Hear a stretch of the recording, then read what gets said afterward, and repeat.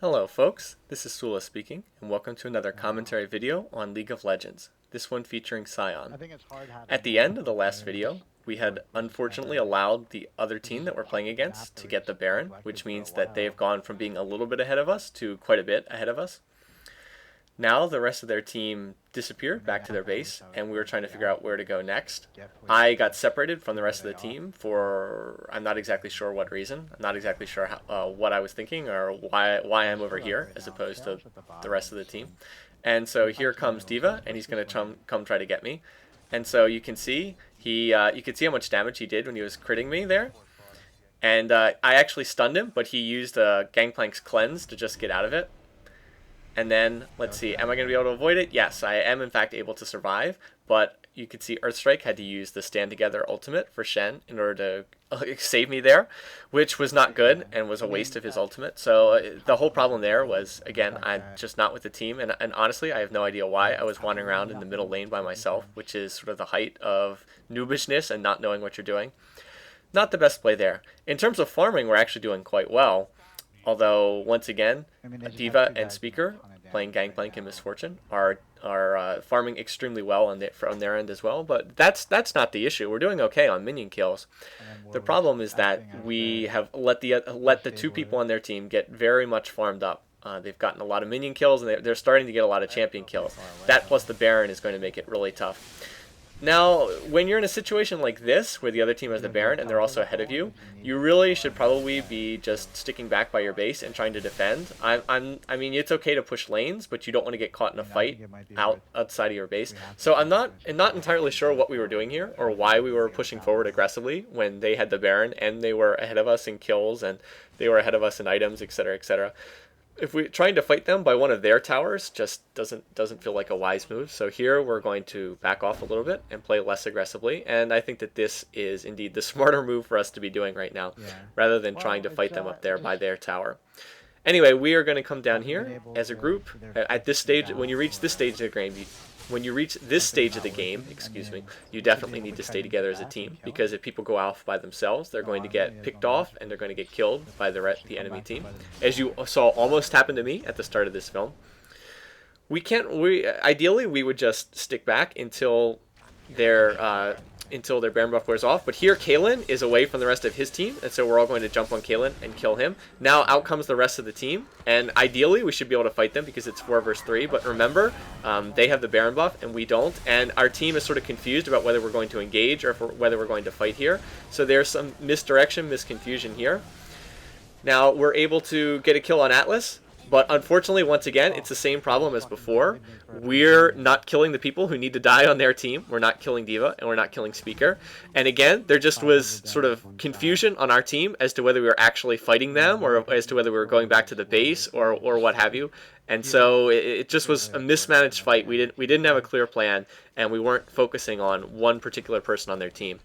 That means that D.Va and Speaker now have 20 more seconds to run through our base before any of us come back to life. And you can see right there, it's all 4 of us are dead, 2 people on their team are dead. That means that they're definitely going to get our tower and our inhibitor, and then it just depends on how much more progress they're going to be able to make before the rest of our team comes back. It looks like they're going to go for the left tower in the Nexus.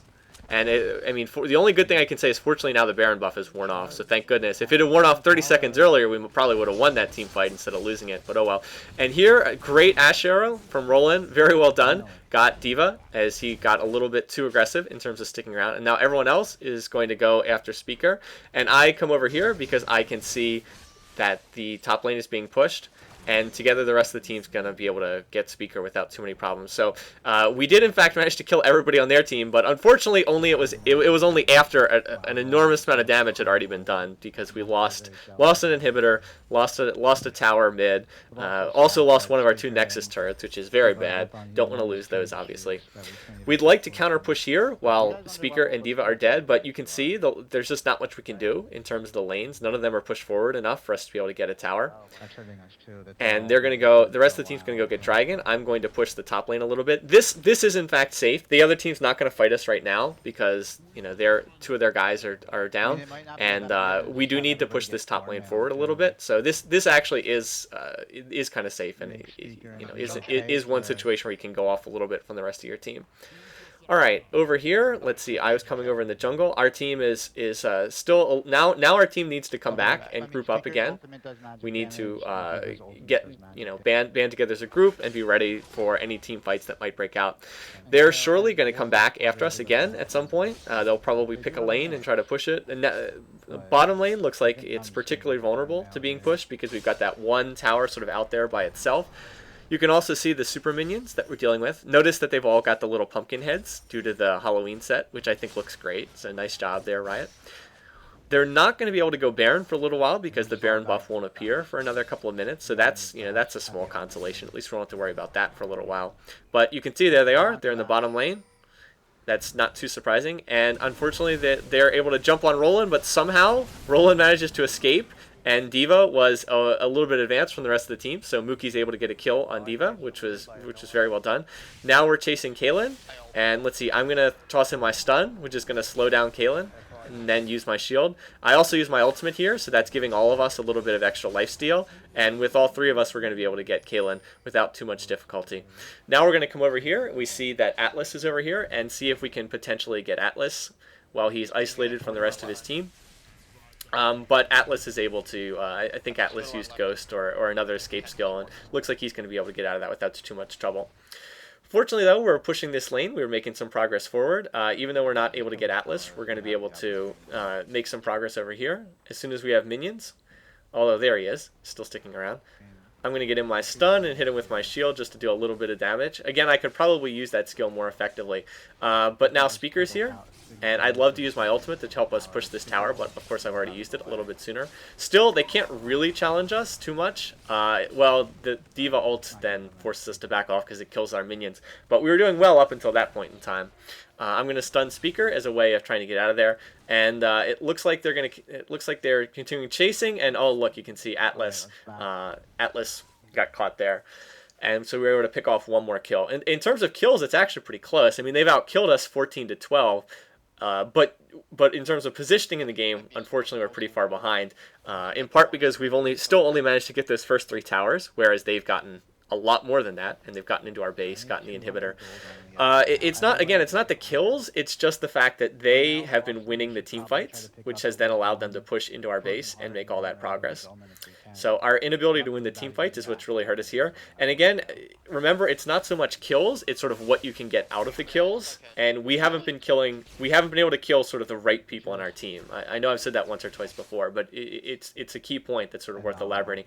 We've been killing Kayn and we've been killing Atlas, which is good for us, obviously. It's better to get kills than not get them. But we haven't been able to kill D.Va and we haven't been able to kill Speaker. I think we've only gotten 2 kills on D.Va and 1 kill on Speaker, something like that. And so the fact that they keep surviving in every team fight is why they keep pushing into our base.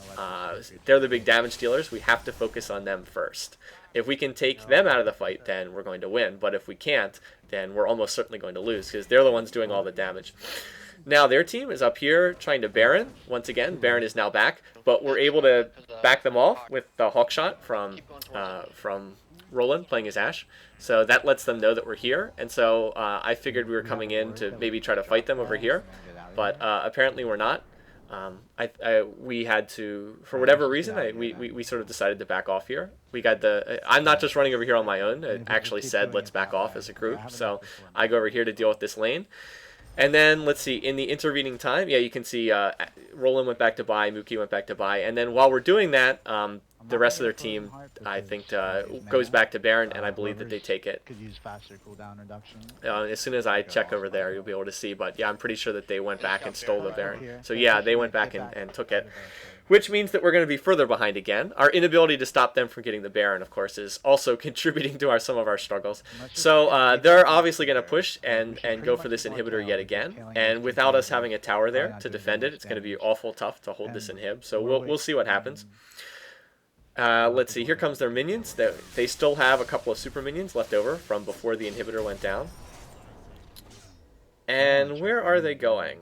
We can't see them right now, but they're obviously going somewhere. They're probably in our jungle, you can see D.Va's there in mid, but there they are. Now they're pushing mid. You can see all of them heading down the middle lane, and so I think I'm gonna finish off these minions here, and then I'm gonna join where join the team fight wherever it happens to break out. We can't defend that inhibitor. It's not even worth it really to try to defend that inhibitor. We just need to fight them by one of our towers. They have the Baron buff, so they're going to win any team fight that's not fought by one of our towers. So we have to concede that to them. There's nothing we can do. If we fought them there, we would lose. So we will do that. And hopefully they'll get overly aggressive and we can try to counterattack somewhere.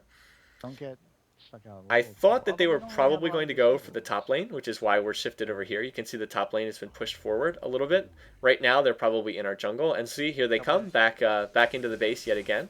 Mookie gets in a nice little shuriken on D.Va. But of course, playing his Gangplank, he's just going to cleanse that and heal himself. So no damage dealt, unfortunately. Let's see. They are doing the smart thing, which is not to just run in and to pick their spots. So we will kill those particular minions. Again, if they stand in our base, because they have an inhibitor down, their minions will slowly push the other lanes, which means that delay sort of helps them out. The only downside is that by delaying, their Baron will eventually wear off, but they do have some time. Now Atlas decides to initiate there. By jumping in. I focus my stun on D.Va, and so I'm going to try to kill him. And in fact, we do get the kill on D.Va, and then we get the kill on Atlas. The problem is we've all taken a ton of damage, and instead of going into fight, I really should be retreating, but I get a little overly aggressive, stick around the fight, and so I get killed.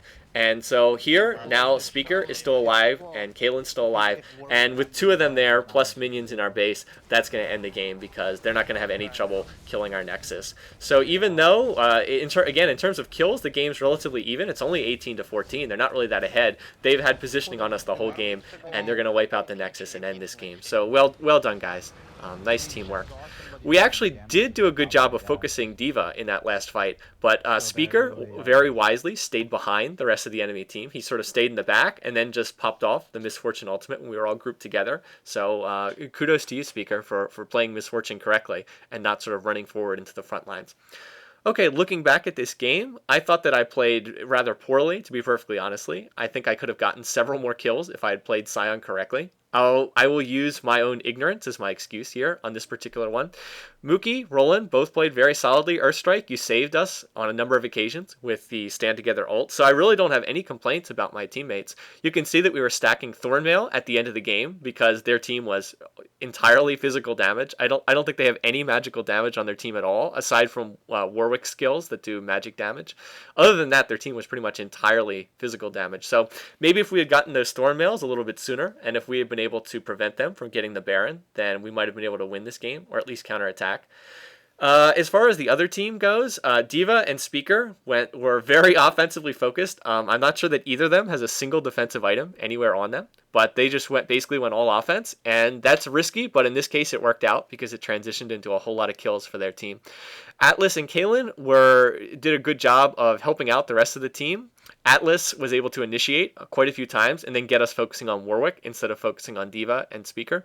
And we kind of shifted at the end, but it was almost sort of too late by then. Anyway, this was a practice game, so no big deal, win or lose, but it was a lot of fun to play. I'm glad you guys enjoyed this, and it's always more entertaining to see people play against people that you actually know as opposed to just random people. I'm probably not going to play much more Sion, but I will try to rotate in some more champs in the future. Anyway, thanks for watching. Hope you enjoyed this, and I hope you'll check back later for more videos.